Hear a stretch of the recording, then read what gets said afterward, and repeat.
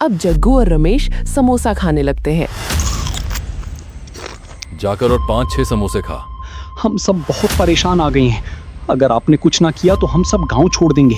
क्या हुआ सरपंच साहब, क्या दिक्कत आ गई आपको? किसकी मरम्मत करनी है?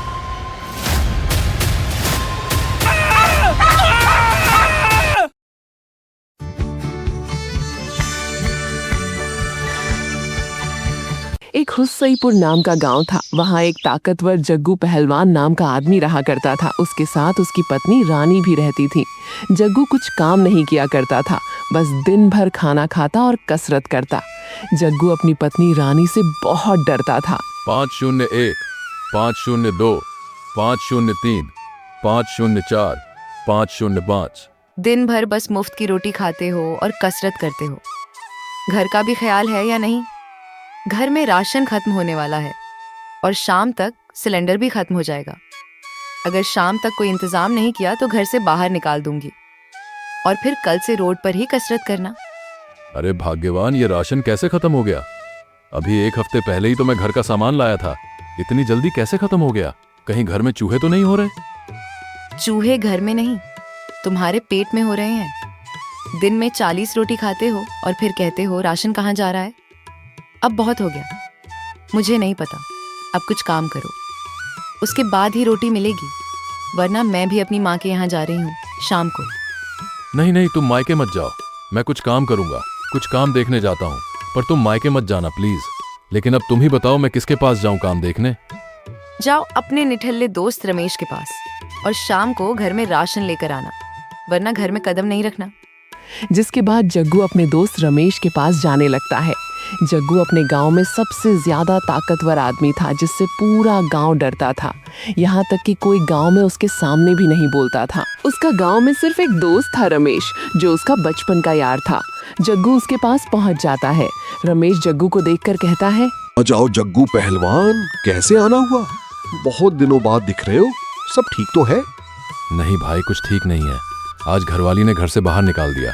कह रही है कुछ काम करो, पूरे दिन घर में पड़े रहते हो। वैसे तो मुझे गुस्सा आया, लेकिन मैंने सोचा अगर एक आधा मार दिया तो अपने घर चली जाएगी। जग्गू रमेश के सामने तो अपने आप को ऐसे बताता है जैसे उसकी पत्नी पर कितना रौब हो, और असल में वो अपनी पत्नी के सामने जाते ही भीगी बिल्ली की तरह हो जाता था। जग्गू रमेश को अपनी सारी बात बताता है। फिर रमेश उसे कहता है, अरे यार क्या बताऊं, मैं भी बहुत परेशान हूँ।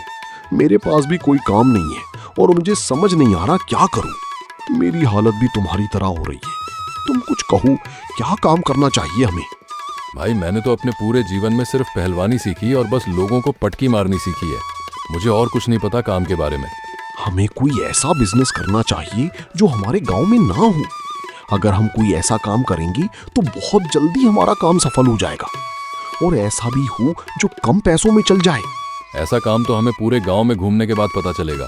चलो गांव में देखने चलते हैं क्या काम हमारे गांव में नहीं है। जिसके बाद जग्गू और रमेश पूरे गांव में घूमते हैं। उनके गांव में हर चीज की दुकान थी, फलों से लेकर सब्जी की और मिठाई से लेकर कपड़ों की।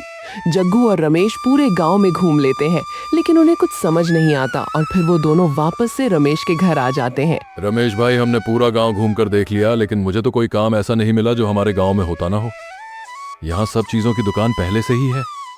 कहीं मेरी किस्मत में घर से बाहर सोना तो नहीं लिखा? अगर मैं घर से बाहर सोया तो गली के कुत्ते। नहीं नहीं, ऐसा नहीं हो सकता, हमें कुछ करना होगा। अरे परेशान मत हो भाई, तुझे बाहर सोना नहीं पड़ेगा। अभी हमें जरूर कोई ना कोई काम मिल ही जाएगा। कभी हमारी किस्मत में भी कोई अच्छा काम लिखा हो। अरे भाई, मुझे तो आज की जगह कल को काम मिल जाए, लेकिन मेरी पत्नी को कौन समझाए? उसने जो बात ठान ली वो मुझे करनी पड़ती है, वरना वो मुझ पे बहुत गुस्सा होती है और मुझे खाना भी नहीं मिलता।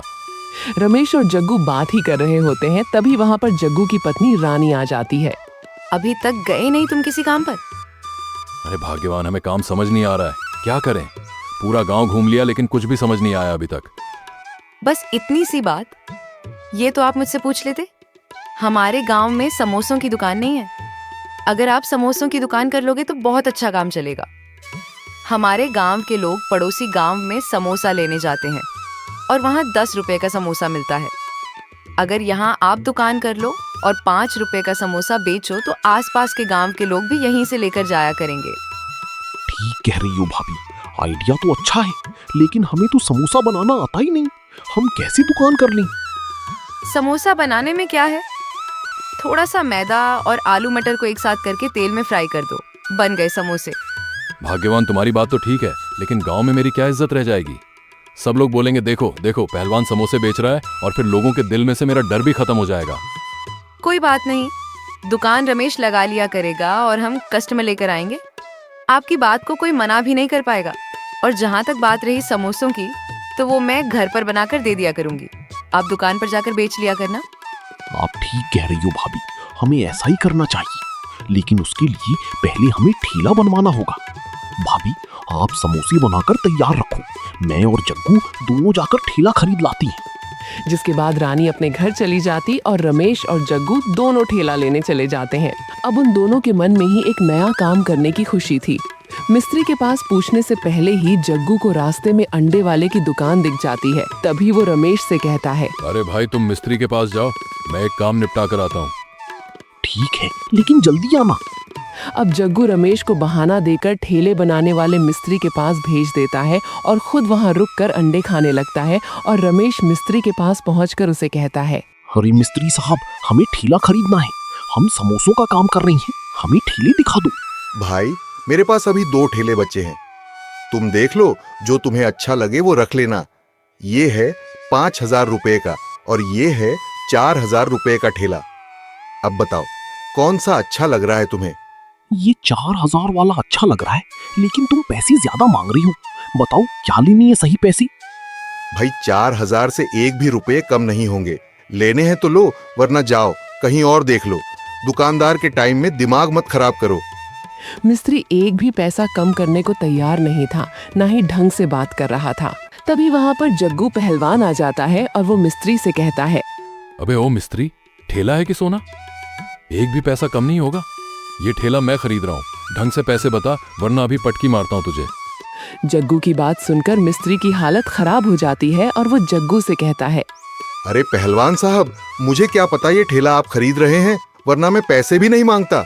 ले जाओ ठेला, कोई बात नहीं, मुझे नहीं चाहिए आपसे पैसे।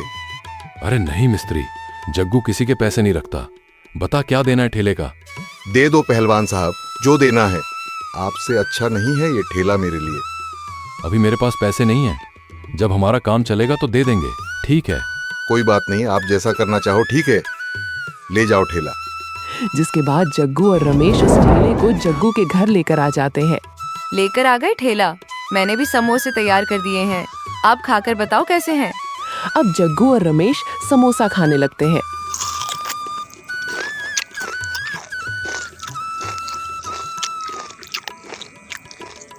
समोसा खाकर जग्गू अपनी पत्नी रानी से कहता है, क्या समोसे बनाए हैं? मुझे तो मजा ही आ गया खाकर, दिल तो ऐसा कर रहा है कि सारे समोसे खा जाऊं। हाँ भाभी, बहुत अच्छे समोसे बनाई हैं। और खाने का नाम मत लो, अगर सारे तुम लोग खा जाओगे तो बेचोगे क्या ठेंगा।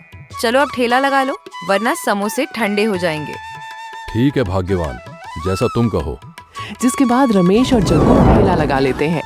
रमेश ठेले पर खड़ा हो जाता है और जग्गू कस्टमर लाने निकल जाता है। एक जगह पर एक चश्मे वाला आदमी खड़ा होता है। जग्गू उसके पास जाकर बोलता है, अबे ओ बैटरी, यहाँ क्या कर रहा है? अरे पहलवान भैया, मैं तो ऐसे ही खड़ा था। ऐसे कैसे खड़ा है? चल छोड़, सामने मेरे दोस्त ने ठेला लगाया है, जाकर समोसे खा ले। ठीक है भैया, अभी जाता हूँ। अब जग्गू के डर से लोग समोसा खाने आने लगते हैं।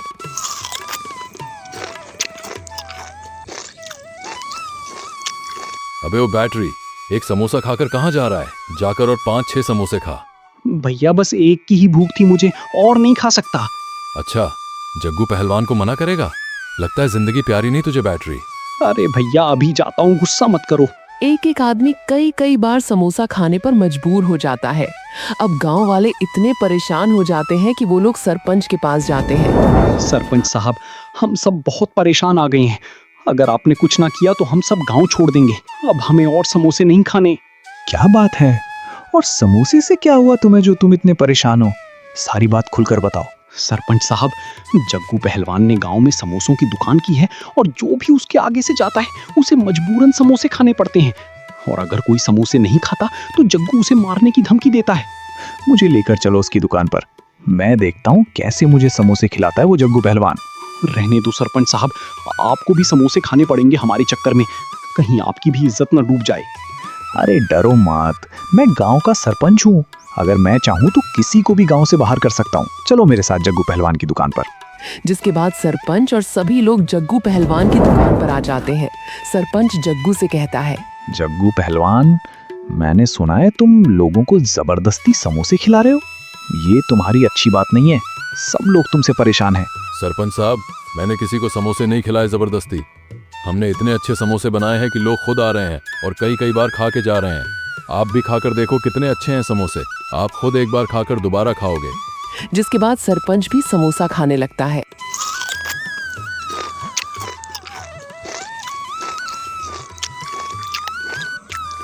समोसा खाकर सरपंच जग्गू से कहता है, समोसे तो बहुत अच्छे हैं तुम्हारे जग्गू, लेकिन इस बार शिकायत नहीं आनी चाहिए। ठीक है सरपंच साहब, कोई बात नहीं। अब सरपंच वहां से चला जाता है, लेकिन जग्गू फिर भी लोगों को जबरदस्ती समोसा खिलाना बंद नहीं करता और अब लोगों ने दुकान के सामने से गुजरना भी बंद कर दिया था। लोग इतने समोसे खाकर परेशान हो गए थे। गांव के लोग फिर सरपंच के पास जाते हैं। सरपंच साहब, जग्गू ने अभी तक लोगों को जबरदस्ती समोसे खिलाना बंद नहीं किया, कुछ और काम करो। अब सरपंच को घमंड आ जाता है और वो बराबर गांव से भूरा पहलवान को बुला लेता है।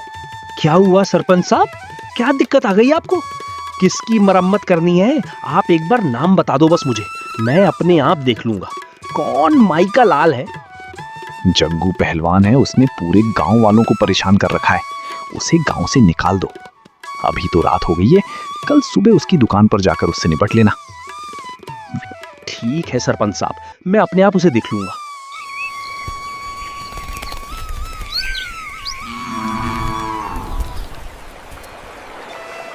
अब अगले दिन जब रमेश और जग्गू ठेला लगा लेते हैं, तभी उसकी दुकान पर भूरा पहलवान आता है और वो जग्गू से कहता है, अबे ओ जग्गू पहलवान, मैंने सुना है तूने लोगों को परेशान कर रखा है। आजा मुझसे मुकाबला कर, मैं भी तो देखूं कितना दम है तुझमें। जिसके बाद जग्गू कहता है, कौन है तू और किसने भेजा है तुझे यहाँ? शायद मुझे जानता नहीं तू। सरपंच ने भेजा है मुझे और मैं तुझे भगाने आया हूँ। आजा कर ले मुकाबला। जिसके बाद जग्गू पहलवान और भूरा पहलवान दोनों कुश्ती लड़ने लगते हैं और जग्गू भूरे को पटकी मार देता है और भूरा वहां से भाग जाता है।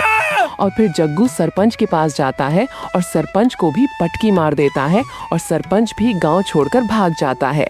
और फिर जग्गू खुद से ही लोगों को समोसा खाने को मना कर देता है और खुद नया सरपंच बन जाता है। आज से इस गांव का सरपंच मैं हूँ और आज से किसी पर भी कोई जबरदस्ती नहीं, किसी भी चीज की।